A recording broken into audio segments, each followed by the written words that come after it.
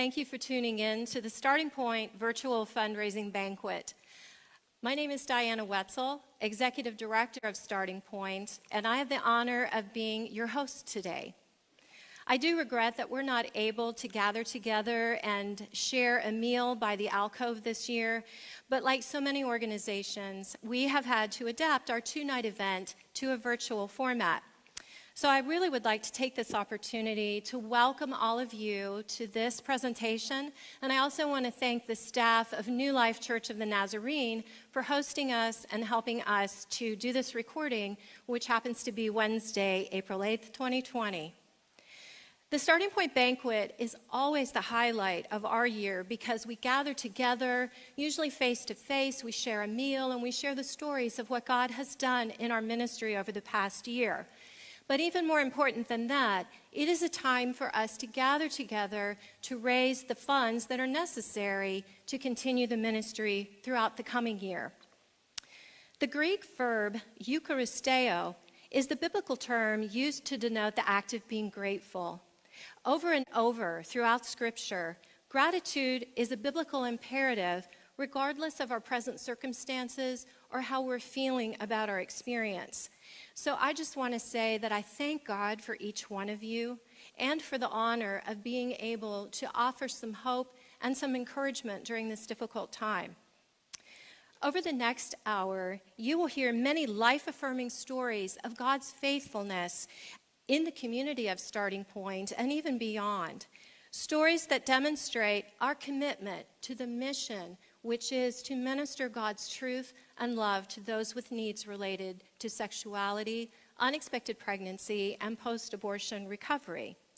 In addition to receiving prenatal services, material resources, counseling, and education, our Start Here clients learn to support one another as part of their own life journey. If you happen to be new to Starting Point's mission and our services, all of which are provided at no cost to those we serve, I encourage you to scroll down the page, the event page, at knoxstartingpoint.com/virtual banquet, and you will find much more detailed information about the work that we do. Knowing that over 70% of human communication is actually nonverbal, I've honestly been quite frustrated that we have had to convert most of our counseling and educational services to a virtual format this year. However, I will say it's given many of us a very tangible experience of the challenges facing a new generation. Now, we all know, including us baby boomers, what Gen Z means when they talk about being, quote, alone together. The technological aspects of social media-based relationships are certainly new, but the experience of being alone together really isn't. I have very vivid memories from my own life and my own childhood, growing up and feeling very alone. Even in the midst of my family and my school activities, I somehow instinctively learned to separate that me that I showed the world from the real me that was hidden on the inside. I struggled for years with that sense of loneliness and alienation, and I honestly lived with a deep sense of rejection. I was very afraid to step out of my comfort zone for fear of being mocked or ridiculed. Today, as I look at the vast number of social media platforms, I see similar behavior patterns. Everyone seems to be very deliberate about the images that they choose and the messages that they craft, that they post for the whole world to see, while the truth of the real self remains hidden. Or does it? Here in Knox County, a recent school survey exposed a very painful truth. The instances of substance abuse, dating violence, and suicide attempts in grades 6 through 12 are all growing at an alarming rate. These are kids that are ages 12, age 14, age 16, or 17. So how should we understand this pain that these teenagers are trying to medicate with sex and drugs? And what is that alienation and that despair that seems to be driving them to self-harm? Swiss psychiatrist Carl Jung identified substance abuse, and addiction in particular, in terms of what he called, quote, a misguided search for God. He says it's an attempt to feel the euphoria one gets from having a deep sense of belonging. You see, we were never meant to be isolated.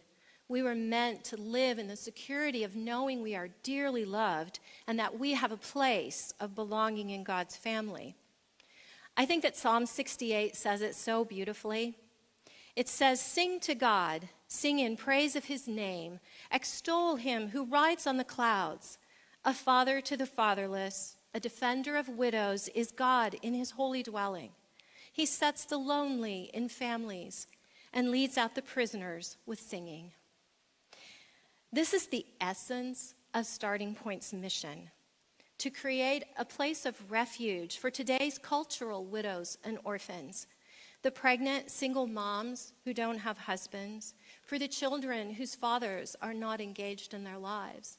And when I talk about children, I don't just mean young children. Many of the clients we care for, they're in their teenage years and beyond. Many of them have never known their father. And so we are helping them to secure a foundation for their lives. So we're going to share some stories this evening, and I invite you to keep watching to see the personal testimonies of those in our own community who have experienced life-affirming truth and love at deeply personal levels. Our first story comes from a beautiful young woman who is not only a faithful Starting Point donor, but she's also our current board secretary. She's a lifelong prayer warrior and a longtime family life advocate. Jamie Reed and her husband Rob have two beautiful children, Lucas and Eliana. Though Jamie often prefers to express herself in writing, she has graciously agreed to come and join us today and share a little bit of her journey with each of you. Jamie? If you've ever received an email or a card with my name on it, you've probably seen it signed Jamie Joy.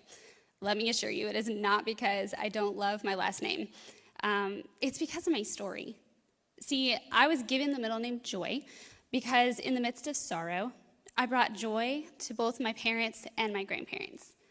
Did you know that the dictionary defines the opposite of joy as sorrow, misery, and despair?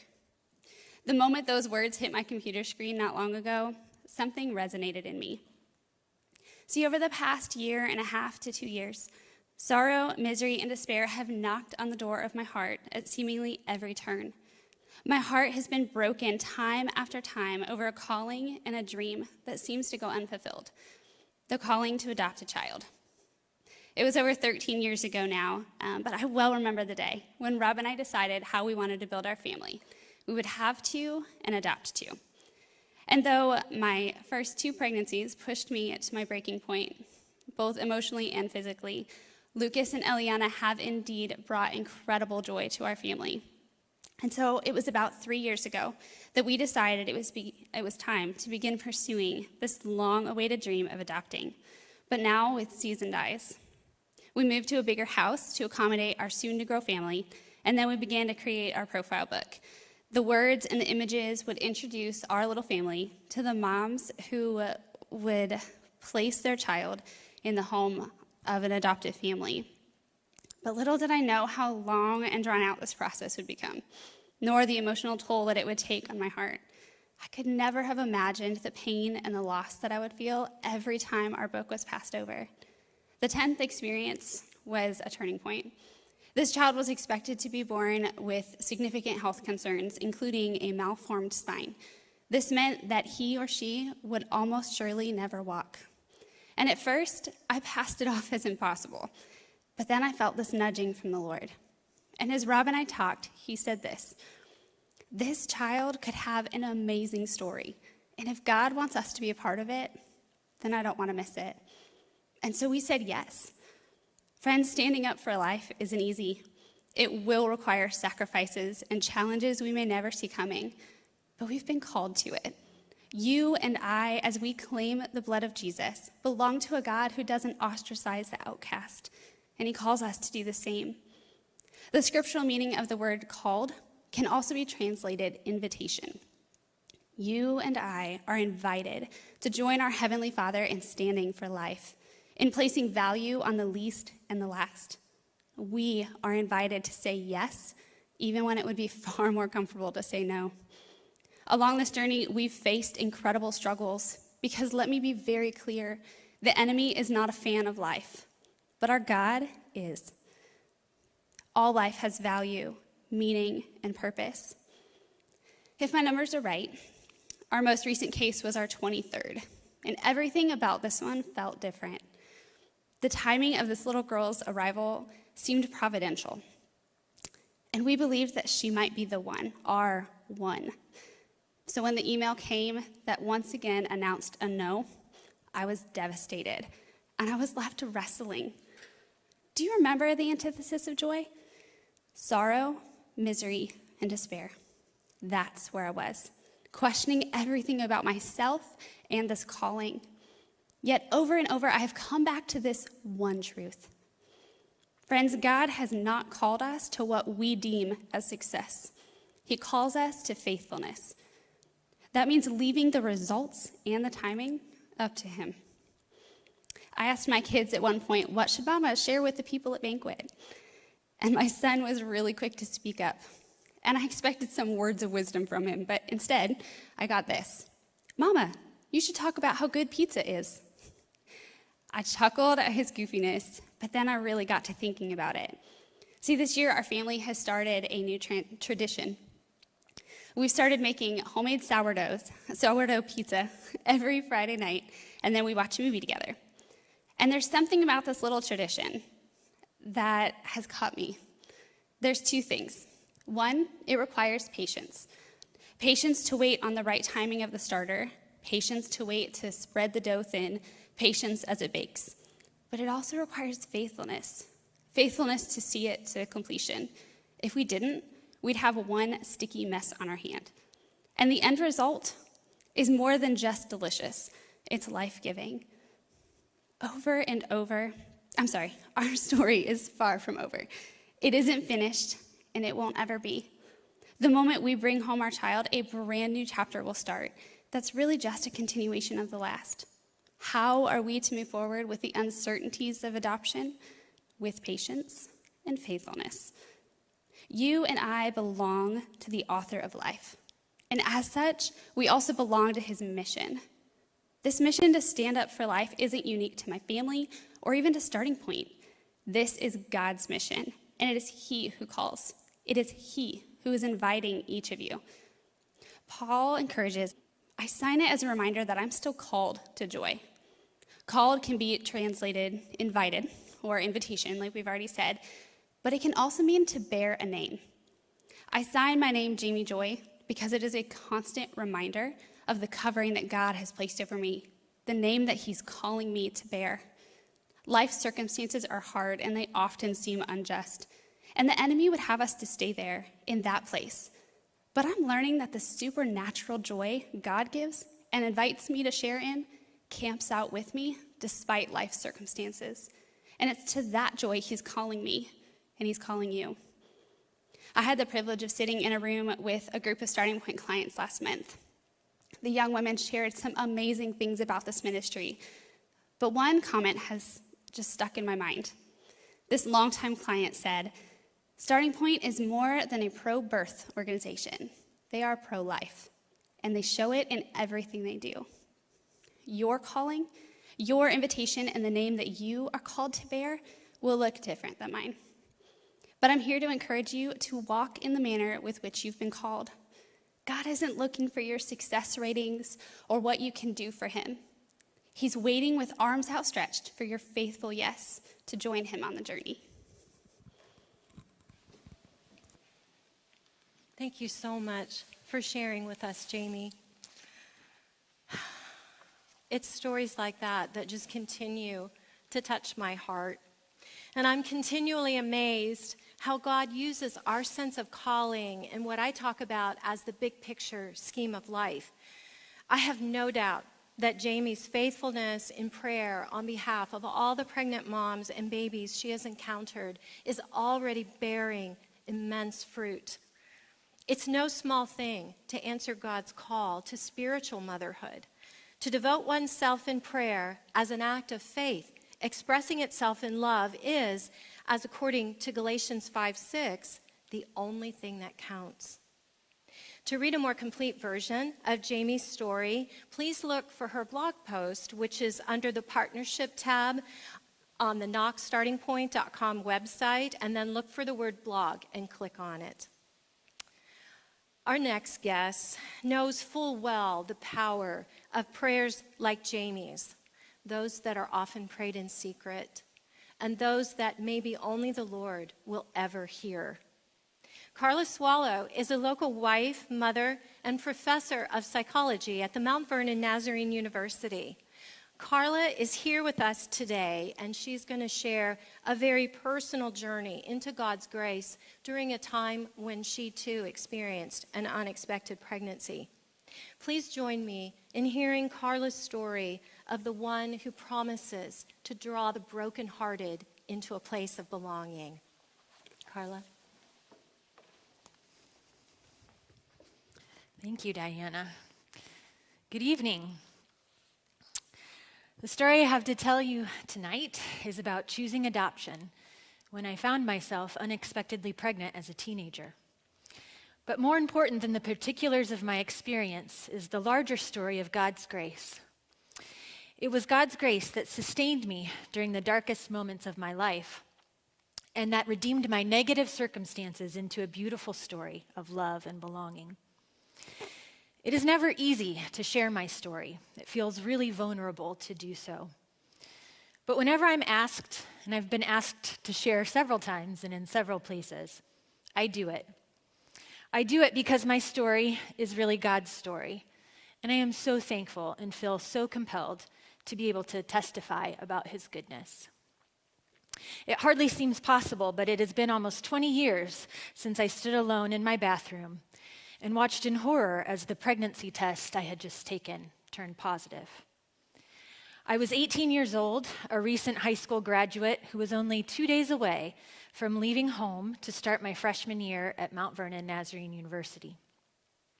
I remember feeling like the air had been sucked out of my lungs. My knees buckled and I collapsed on the floor, sobbing, "No, no, please, God, no." I was shocked, devastated, and so very afraid. My parents and I had just moved halfway across the country from Kansas to Massachusetts, where my father had accepted a position as the senior pastor of a church just south of Boston. I was the quintessential church kid. Not only was my father a minister, but most of my extended family, grandparents, aunts, uncles, were ministers or missionaries as well. Pregnancy out of wedlock was not something my family had ever experienced, nor anticipated experiencing. And yet there I was, a pregnant pastor's daughter, in a new town with only a few acquaintances, certainly no one who I felt comfortable sharing this information with. I'm an only child, so I had no sibling to turn to. And I didn't want to tell my mom and dad because I knew this news was going to crush the happening. The chances were so small that the test was right. I had really only taken the test because I felt guilty about having a premarital sexual encounter, something that was against my belief system. I was sure it had to be a giant mistake. Or maybe I was dreaming and this was just a big nightmare. Please, just let me wake up. Denial is a powerful protective phenomenon that occurs when people are traumatized and incredibly overwhelmed. Denial kicked in for me big time. I decided to go to school as planned. I simply was not ready to consciously come to terms with the reality that I was pregnant.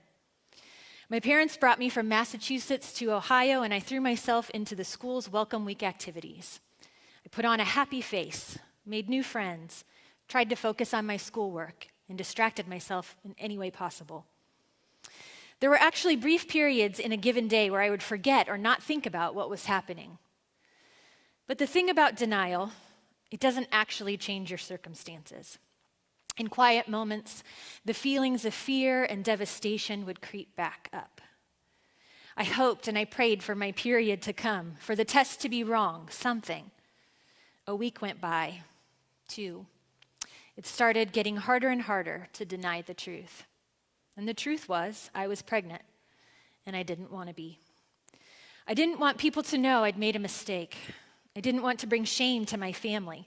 I certainly wasn't ready to be a parent at 18. There were seemingly a million reasons why this was just not going to work. So I decided to have an abortion.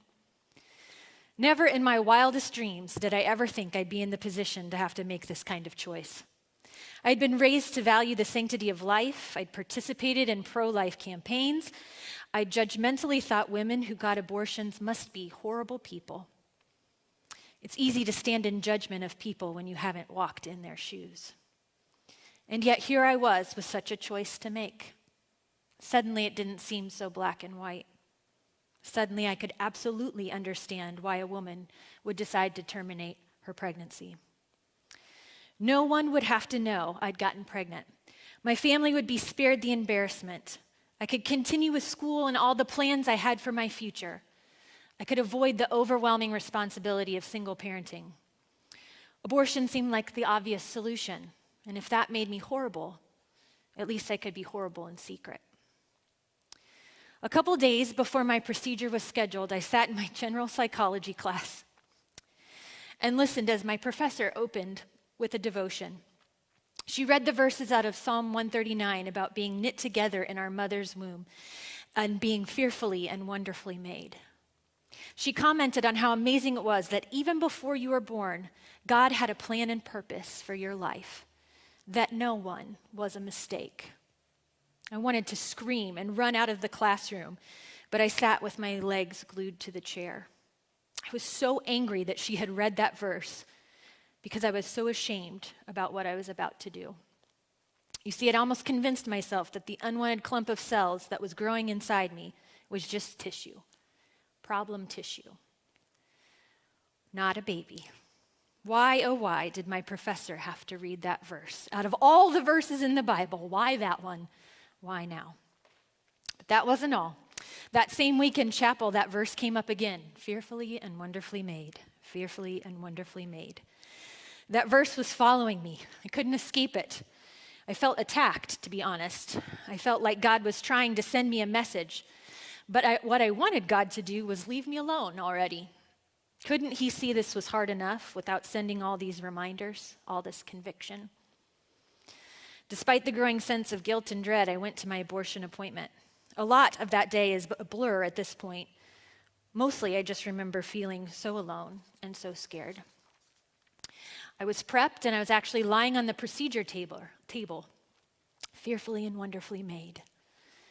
Get up, get off this table. It will be worse for you if you do this than if you have this baby. I was flooded with these thoughts as the doctor began his work. His manner was brusque, and he told me I needed to relax my body. That was not possible. Stop, I said. I can't do this. I want to leave. I got up off that table, and the doctor told me I could come back another day when I was ready. I gathered my things and left as quickly as I could. I knew I wasn't ever going to come back. As I drove back to campus, I felt relieved in one way. I felt I was doing the right thing. But I was also terrified as the reality set in. There was no more denying it. I was pregnant. What was I going to do? I felt so alone. I think it's fair to say that feeling alone and afraid is a common experience for people who find themselves faced with an unplanned pregnancy. When Diana asked me to speak this year, she told me that the theme of the Starting Point team had chosen was belonging. From psychology, we know that belonging is one of the most foundational human needs and motivators. Belonging was one of the main things I was worried about during my pregnancy. Was I going to be rejected by others, my family, my church, my friends? Who was going to stick by me? Who would want me? Where would I fit in now? I'd heard awful stories of pregnant teenagers getting kicked out of their homes or being ostracized by their church or their friend groups. So it was fear about how other people would treat me that had been one of the driving motivations behind seeking an abortion. But what if everybody had a safe place to land? A place where they felt they belonged, particularly when faced with a crisis like an unplanned pregnancy. I can tell you from my experience that having people in my life who came alongside me, supported me, loved me, even when they didn't have to, made all the difference in the world. When I returned to campus that day, I called my mom. I told her about not having the abortion and asked her to tell my dad about the pregnancy. As I'm talking to my mom about telling my dad, my mind went back to the start of school when my dad had pulled me aside after the ribbon-cutting ceremony to say his goodbyes. He told me to enjoy college, to not stay up too late, to not date more than one boy at once, the typical fatherly advice. Then he said, "I hope you know how much I love you. I'm so proud of you."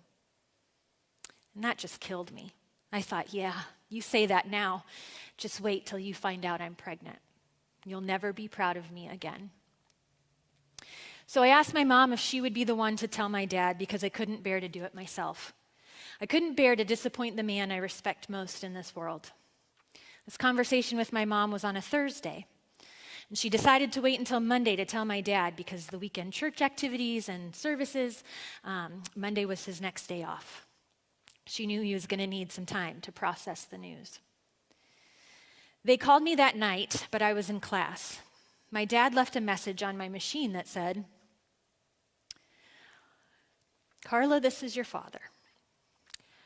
And I want you to know how much I love you and how proud I am of you for deciding not to have the abortion. We are going to get through this together. Call me as soon as you get in." I couldn't believe it. I sat in my room and sobbed. Even to this day, it makes me cry when I think about it. There was no, "How could you do this to us?" No, "I can't believe you got yourself into this mess. You should have known better." And never, ever to this day have either of my parents said, "We are so disappointed in you, Carla." Not once. I know they were heartbroken, but they responded with unconditional love, which was just what I needed. This was my first glimmer of hope in a situation that felt so unbearably heavy.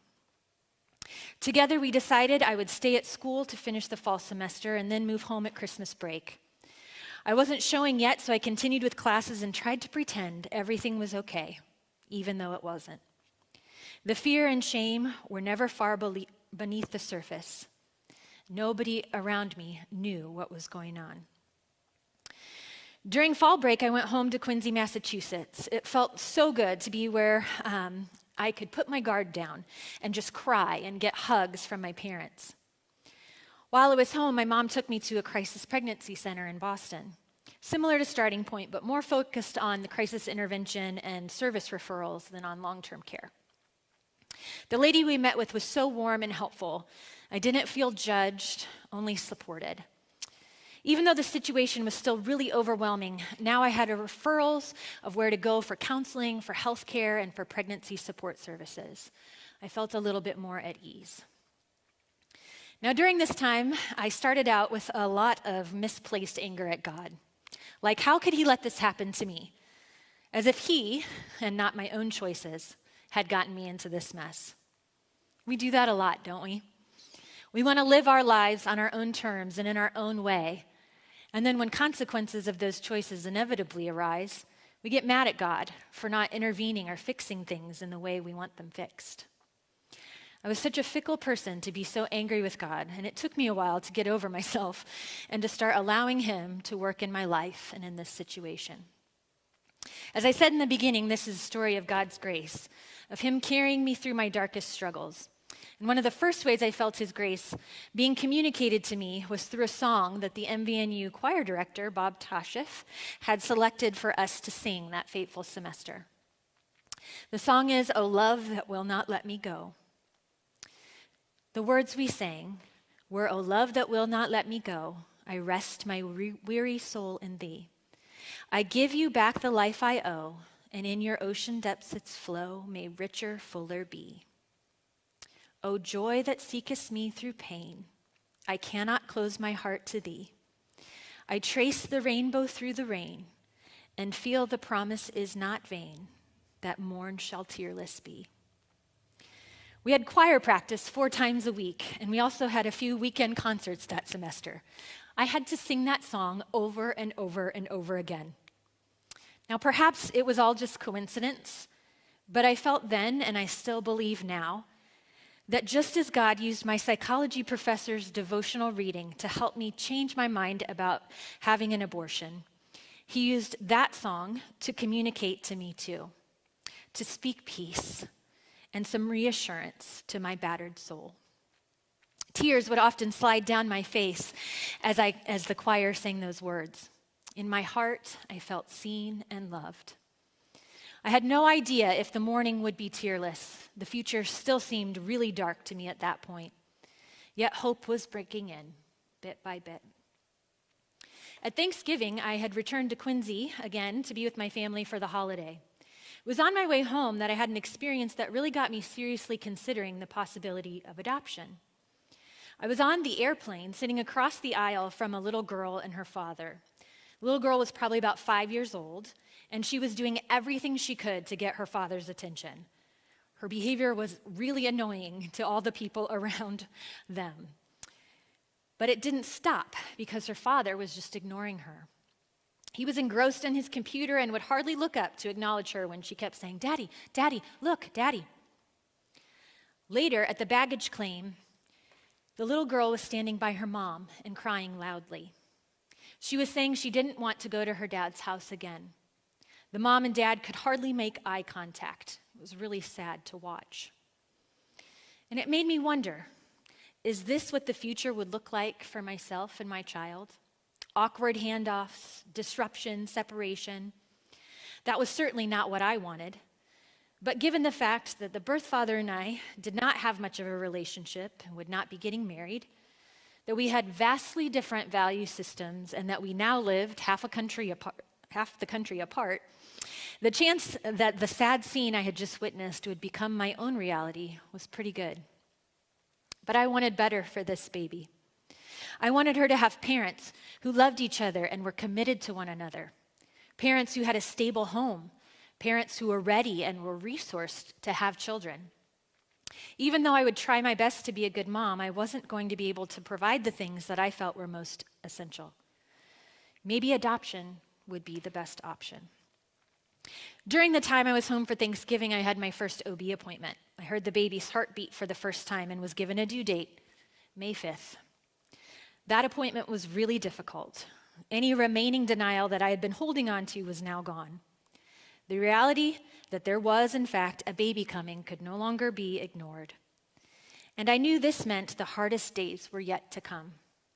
Leaving school, a place I loved to be, no longer being able to hide my growing belly, putting my mistake on display for all to see, and seemingly impossible decisions that I would have to make about parenting or adoption that faced me seemed overwhelmingly hard.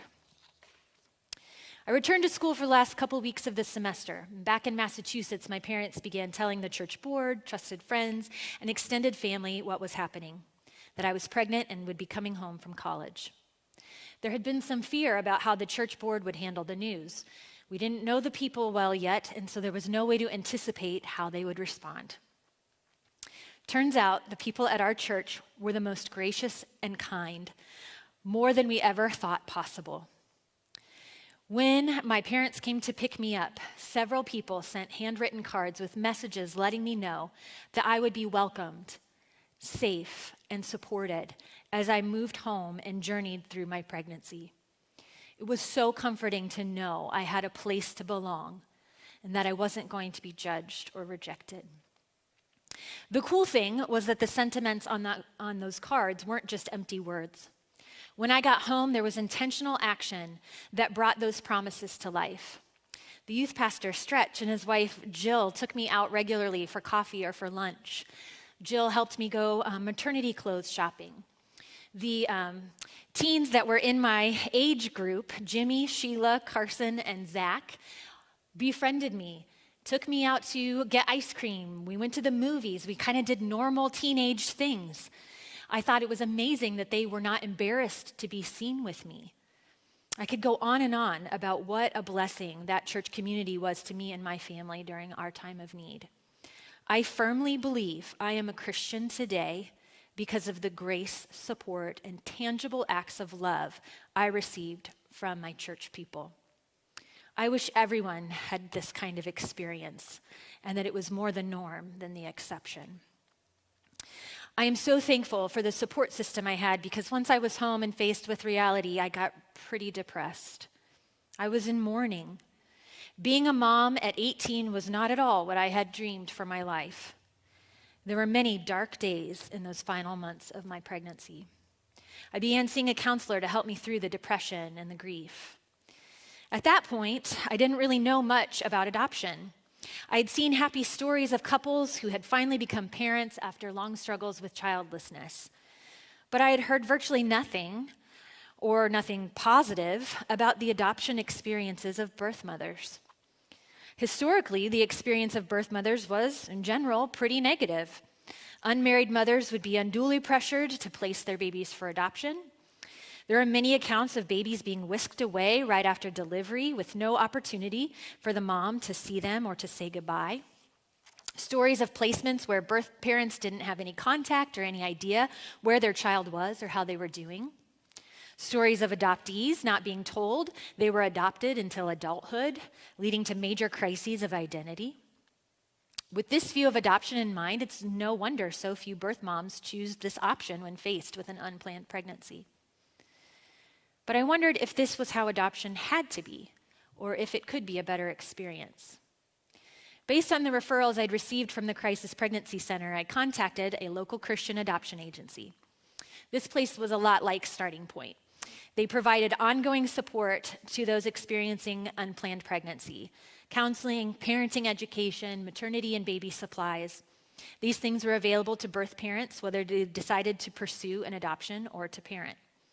For those desiring adoption, the agency had prospective families and adoption social workers to help with the process. An amazing adoption specialist from the agency named Pam came to my house. She was so kind and positive. She answered all my questions and went through the pros and cons of adoption with me. It was from Pam that I learned about the possibility of having an open adoption. She explained that the way adoptions were now being done had really changed. Agencies had recognized that it benefited everyone, birth mom, baby, and adoptive family, to have some level of contact and communication. Birth moms could see that their child was okay. Babies could know where they came from and why their birth parents selected adoption.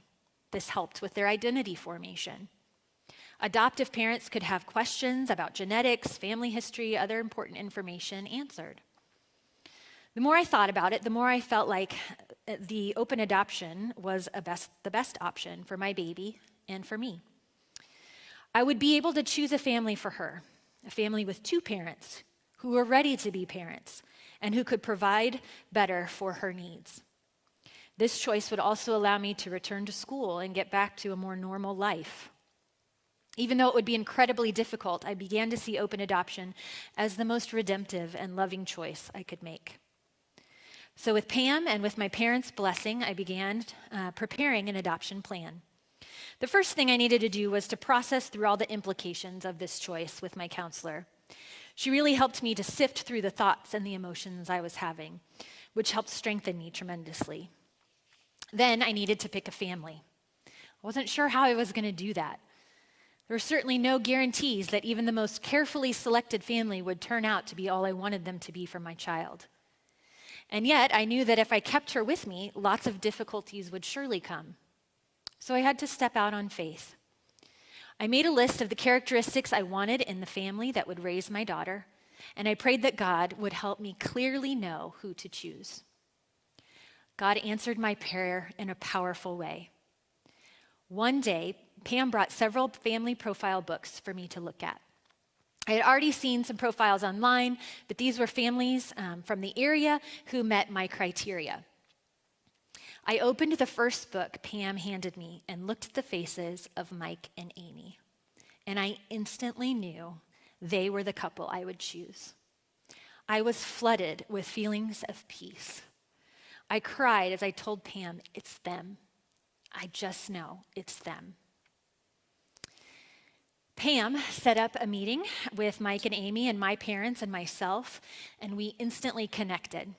I can't even describe how it felt. It just felt so right.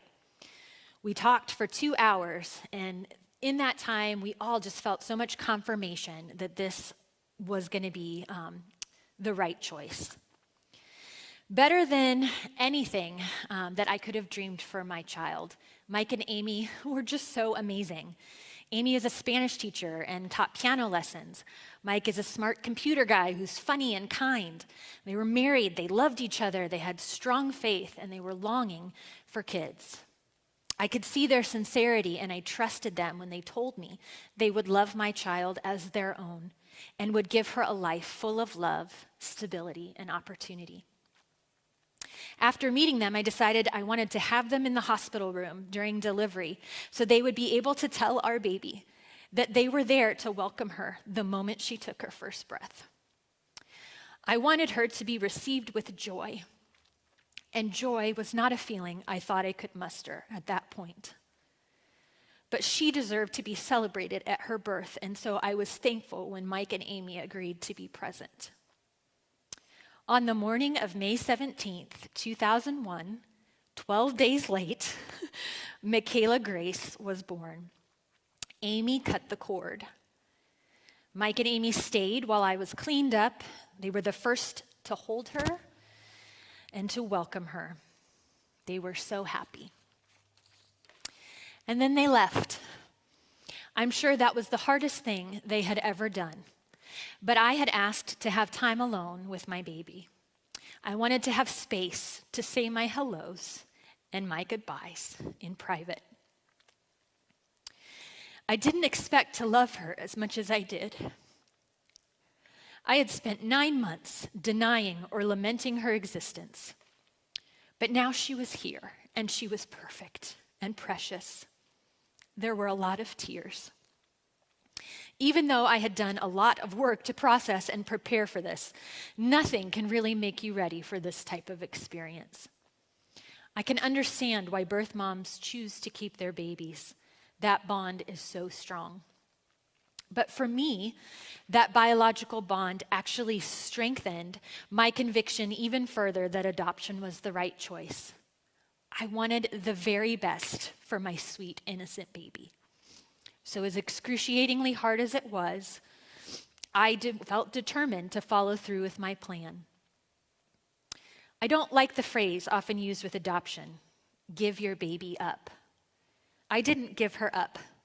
I thoughtfully, carefully, prayerfully chose a family for her so that she could have the best chance of a good life.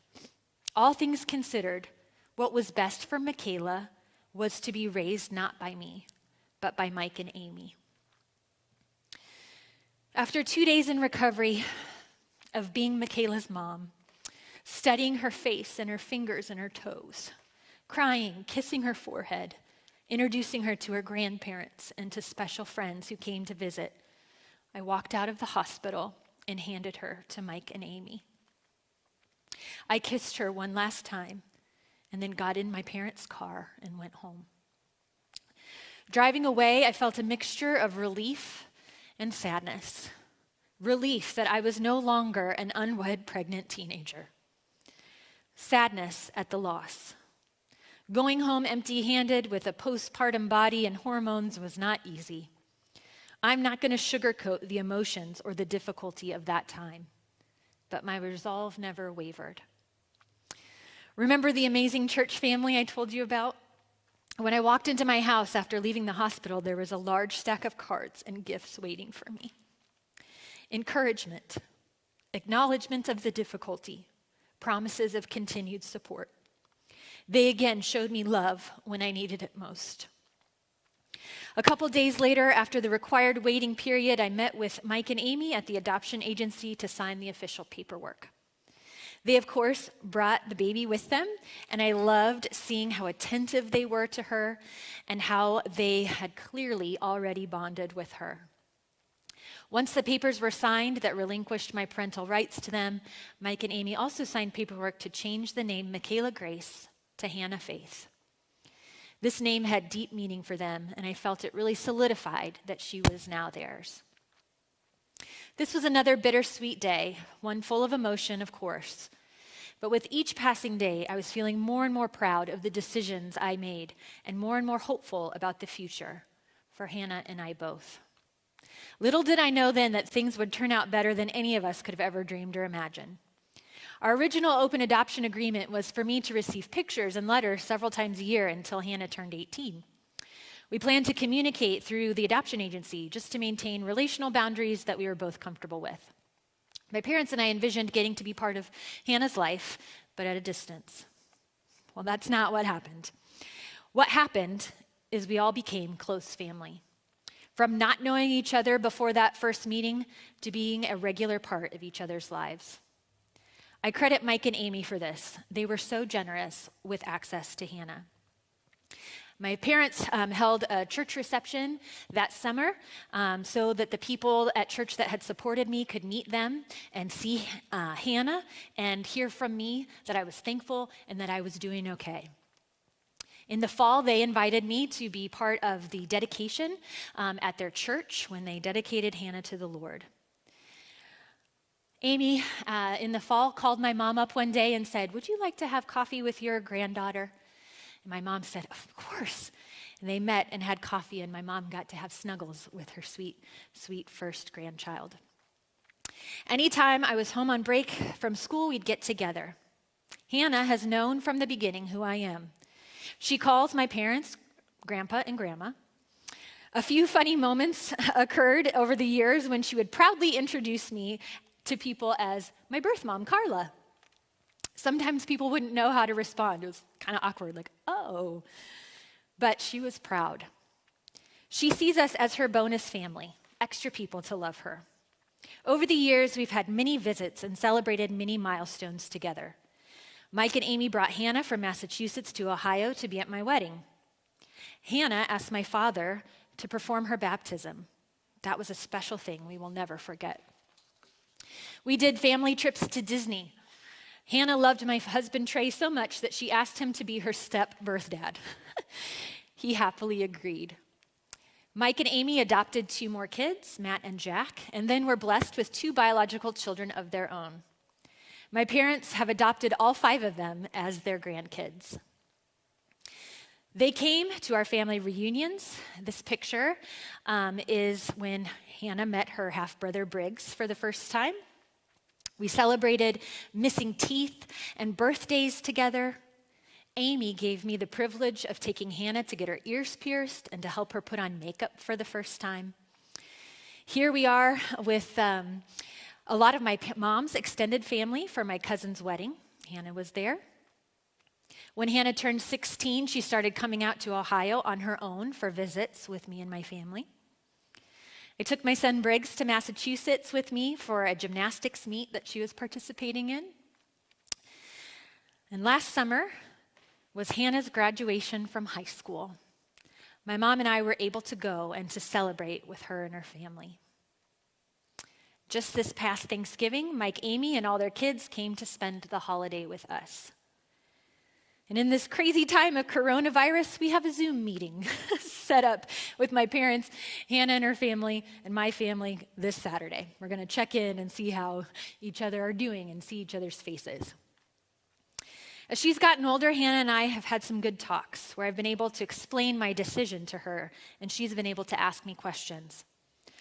I know that my constant presence in her life has communicated to her that she is loved and she belongs, and that I chose adoption because I truly felt it was best. She has told me she understands and appreciates my choice. She's had a good life. Even with how painful the experience of the unplanned pregnancy was, I wouldn't change it. I would go through all that pain again for her presence in this world. She is not a mistake. Now, I don't mean to suggest our journey has been easy or without heartache. There have been hard moments. But for not having a playbook to go by, I'm really proud of all of us for the life we've created together. Beauty from ashes. If you were to ask me why our relationship has been so successful, I don't think we are special in any way. I don't know why things have worked out so well for us when I know of other situations that weren't as positive. I would say that our shared faith had a lot to do with it. We had a Christian foundation to build on. I would also say that Mike, Amy, myself, and my parents were all committed to doing what was best for Hannah. Mike and Amy prioritized building a relationship with Hannah's birth family for her benefit. They push past any fear that adoptive parents often understandably have about their child loving their birth family more than them. We push past any feelings of possessiveness or jealousy in seeing them get to raise her. I never wanted to do anything that undermined their parenting. I chose them, so I was going to do anything I could to support them and not confuse Hannah in any way. The mutual respect we had for each other and the love that we had for Hannah paved the way for the strong relationship to form. And like I said before, we're family now. For me personally, life after my adoption decision also turned out really well. The words of the song that had meant so much to me came to fruition. There was a rainbow after the rain, and God's promises were proven true. I returned to school for my sophomore year. I had great friends and a wonderful college experience. I married a kind, handsome, gracious man who accepted my past and my daughter and loved us both better than I dared hope was possible. My husband and I did mission work overseas after graduation and then came back to the States where I completed my master's degree in clinical psychology. My first job working as a counselor was at a crisis pregnancy agency where my experience came for full circle. I'm now a professor at MBNU, and I love my job. I love getting to love students in the way that my professors had loved me. My husband and I have 2 kids, Briggs and Karena, and they are healthy and thriving, and they love their big sister, Hannah. I wish I had more time to tell you about all the miraculous, beautiful things that happened throughout my journey. It's enough to fill a book. I think I need to write one. What I've told you today is just a glimpse of all that has occurred. But thanks be to God for his grace and his transformative work in my life. I give him the praise and the glory. 2 things I want to say in conclusion. First, one of the reasons I am willing to share my story when asked, besides taking the opportunity to give praise to God, is to let people hear about a positive birth mom experience. In my work as a crisis pregnancy counselor, I heard several clients say things like, I could never give up my baby for adoption. I would rather have an abortion. Or, I can't handle letting someone else raise my baby.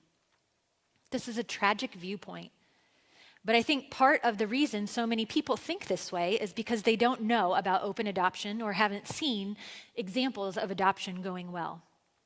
The fact is, any choice that has to be made when facing an unplanned pregnancy has its pros and cons. There's no easy way. Choosing adoption is difficult and heart-wrenching, but so is parenting when you're not prepared. So is abortion and its aftermath. So while adoption is hard, it's also so very redemptive. So I really wish more stories like mine were being publicly told. While I think a lot of my story and experience is unique, I happen to know several birth moms and adoptive families who enjoy wonderful relationships like ours. I think one of the most powerful things we can do to help birth parents not choose abortion is to show them real examples of successful adoptions. Life can be good for you and for your baby. Destigmatizing the adoption choice also helps those parents who might otherwise choose to parent despite being in really negative or unhealthy circumstances. Seeing adoption promoted and celebrated gives them a chance to really consider if parenting is truly what's best for themselves and for their child. I am not saying that adoption is the right choice for everyone, but it is a great choice, and we need to do more to show people how good it can be. The final thing I would like to address is that I kind of want to give some advice. As a person who experienced an unplanned pregnancy, these are the things that I would recommend to those who might have a daughter or a sibling or a friend or a colleague or a fellow church member who also experiences an unplanned pregnancy. First, never forget that people around you are facing silent struggles. They might have their happy face on, but be devastated inside. So pay attention, ask questions, be willing to listen. Second, respond with love. What people in this situation need, What I needed was to hear that I was still a lovable and worthy person, despite the mistakes I had made. I desperately needed to know I wasn't going to be alone or rejected because of my pregnancy. I needed to know that I still had a place to belong. Sometimes I've heard family members or friends push back on the idea of responding with love. They apparently think that if they are loving, that communicates some form of affirmation of the choices that were made that resulted in the unplanned pregnancy. Let me be clear. In no way did I think that when my parents called and told me they loved me and that we would get through this as a family, that they were happy or approving of the situation. I knew they were disappointed and heartbroken. And they, in their kindness, knew that the last thing I needed at that point was to be blasted or condemned. I felt enough shame on my own, and I'm thankful that they did not feel the need to heap more on my shoulders. I don't think you can ever regret responding with love. An important part of responding with love is not pushing your agenda. In my case, my parents were wary of pursuing an adoption at first. I was their only child, and my baby was their first grandchild. The idea of having her adopted was really difficult for them. But in their wisdom, they knew they needed to let me make my own decision. I was the one that had to live with it, so I needed to make it. Now, they provided guidance and they were honest with me about their views, but they didn't push or demand or decide for me. That was massively important in my own commitment to my decision, and it also protected our relationship. If I had not been able to choose, there would be a lot of resentment between us today. So even when it's hard, do your best to empower birth parents. Resource them, process with them, but let them decide how they are going to proceed. Third, show up. Write cards. Take them out for coffee. Give them space to talk. Go with them to appointments. Check in. Help them laugh and do forth. Open your heart of what family is. Family is more than biology, and biology isn't always best. Family is who we choose to be in relationship with. Adoptive parents, open your heart to the possibility of regular contact with your child's birth family. In some cases, that might not be possible or advisable, but if you can, forge a positive bond. Your child will benefit, and so will you. Finally, support the places like Starting Point, who are doing the amazing, vital work of providing safe, non-judgmental, essential care. Places like Starting Point were a beacon of light to me in my darkest days. The care I received from Pam and her agency helped take my brokenness and turn it into something beautiful and healthy. The work that Diana and Madison and the team at Starting Point does is literally life-saving. It's also soul-saving. So pray for them, volunteer, support their work financially. It is good and worthy work, and I am so glad that we have a place here in Little Mount Vernon. Anna has my contact information. If you ever find yourself in a situation where you need someone to share a positive birth mom experience, don't hesitate to reach out to me. I'd be happy to talk and to listen. Please give generously tonight, and please stay safe and healthy. Thank you.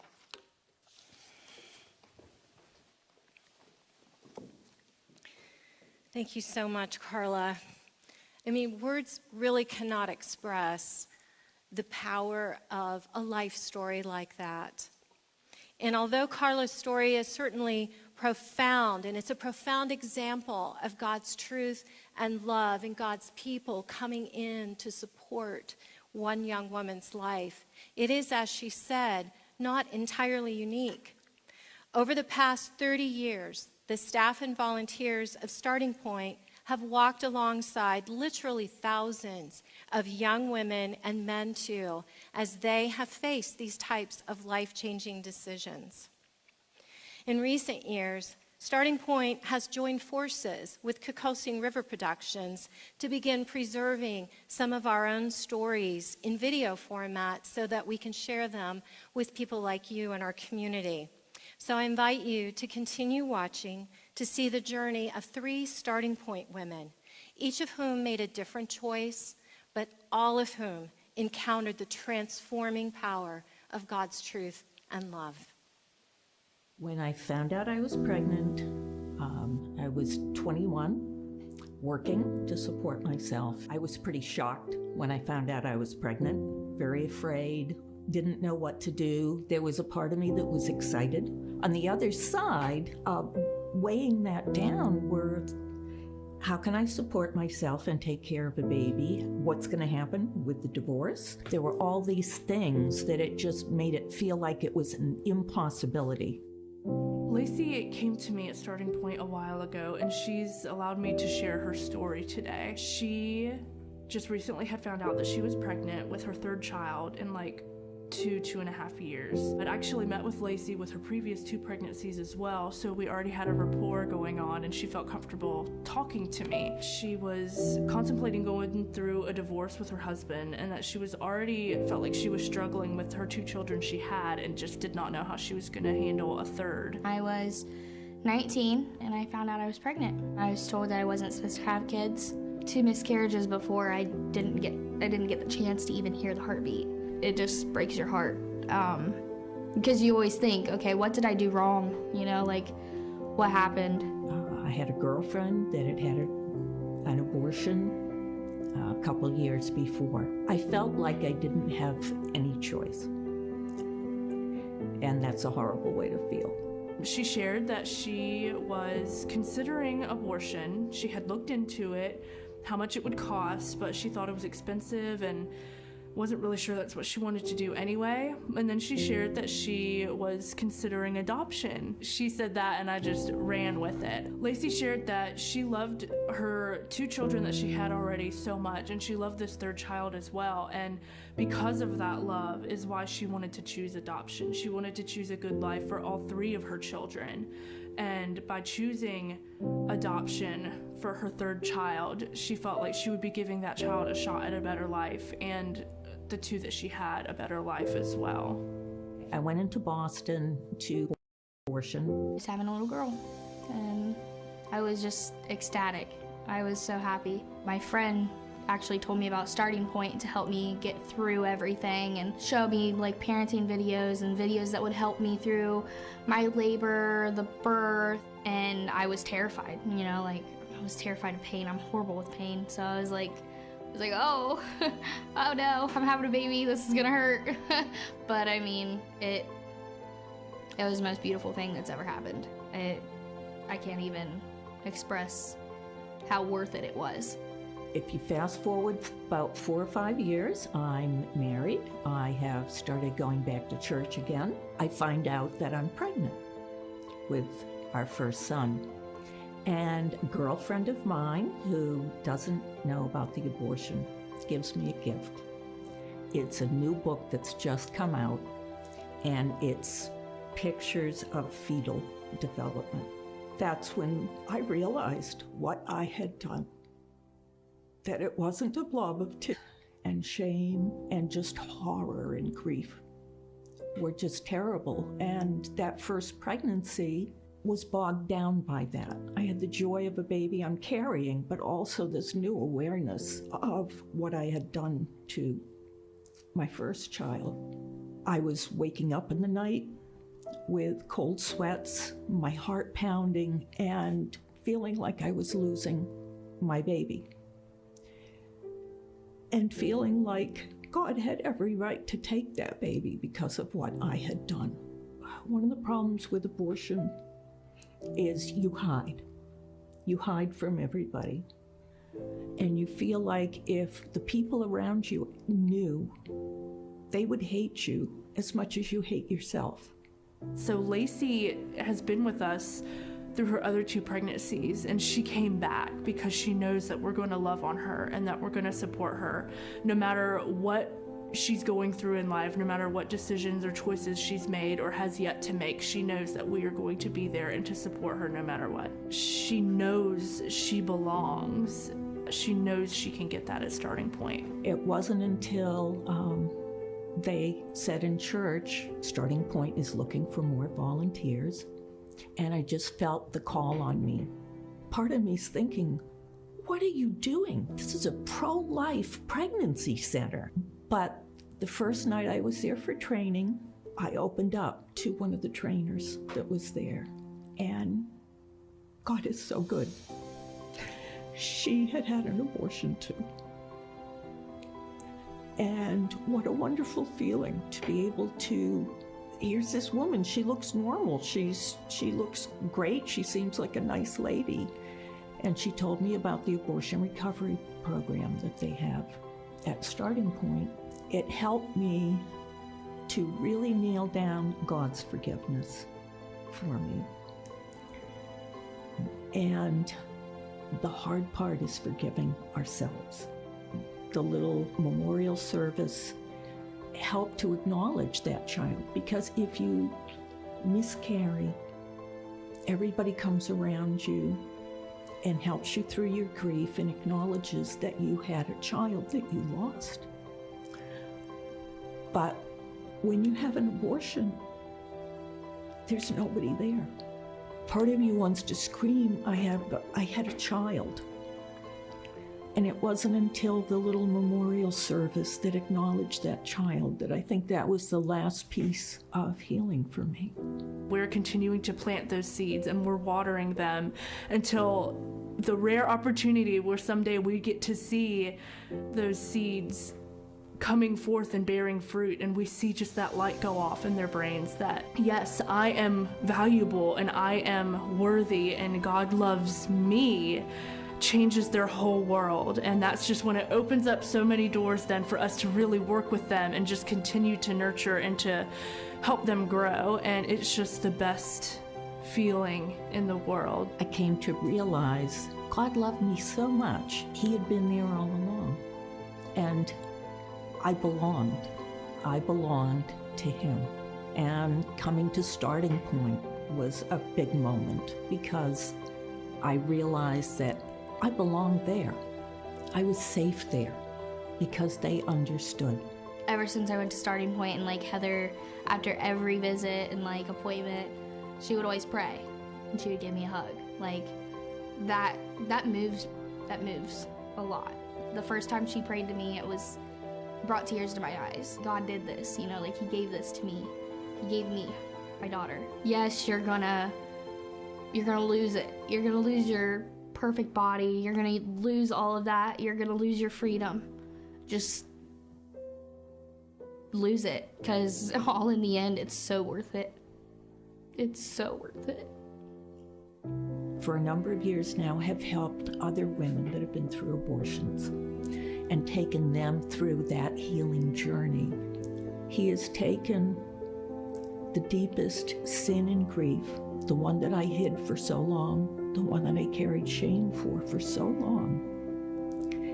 And through his love, he has transformed it to a tool for the kingdom. My abortion was terrible, but it helped redeem me, and it's helping others. I belong. And we belong, and so do you.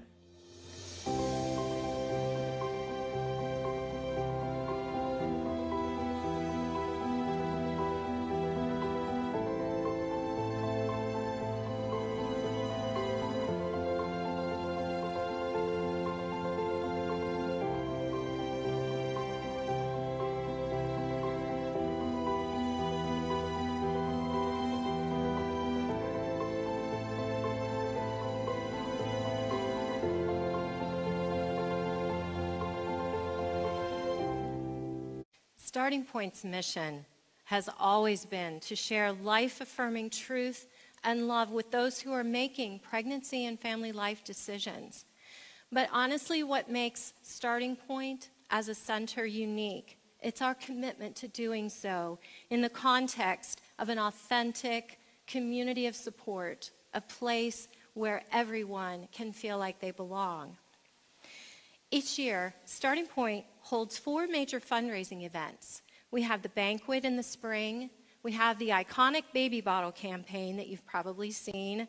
We have the walk run in the fall and the year-end appeal.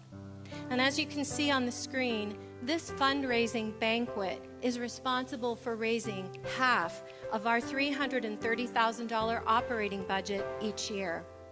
Every dollar comes from local business partners, churches, and private individual donors from people just like you. Your partnership is really precious to our board of directors, and that's why I'm pleased to announce that our application to the Evangelical Council for Financial Accountability is nearly complete. To hold an ECFA credential demonstrates Starting Point's commitment to the highest standards of financial integrity and stewardship of every single gift we receive. So if you feel called to continue your support of Starting Point, I want to thank you from the bottom of my heart. Carla's story is such a beautiful and powerful example of why we do what we do. We could not provide any of these services and these relationships without you. If you're new to the Starting Point family, I invite you to consider making a monthly or a quarterly partnership, or maybe sending a one-time gift this year. For 2020 donations, the new Federal CARES Act is providing additional tax-deductible benefits. I realize that the challenges of this current health emergency that we're all experiencing will have far-reaching consequences for everyone. And we honestly don't know what tomorrow will bring. What I can say, though, is that God really depend on the emotional stability and the material resources that Starting Point provides. As a donor myself, I have seen God miraculously bless and multiply even the smallest gifts, much like Jesus did when he fed thousands with just a few loaves and fishes. If you'd like more information about Starting Point's ministry before making your decision, I invite you to go to our main website at knoxstartingpoint.com, click the Contact tab, and then provide your phone number or email so that one of us can get back to you as soon as possible. This is the best way to reach us during this time when we are out of the center. For those who are ready to answer the call to partnership, I invite you to click on one of the 3 green buttons that will show up below this video, and you'll find detailed instructions on each of those options. If you've been watching this presentation from YouTube or Facebook, I invite you to go to the event page at knoxstartingpoint.com/virtual banquet, and you will see the option. Phone number, it's 740-263-4024, or you can just shoot them an email at projectmanager@knoxstartingpoint.com. I just want to thank you again for taking this time to spend with us. Please know that our staff and our volunteers pray for you, and we are praying that God will bless and provide for all your needs according to the riches of his glory in Christ Jesus. Amen.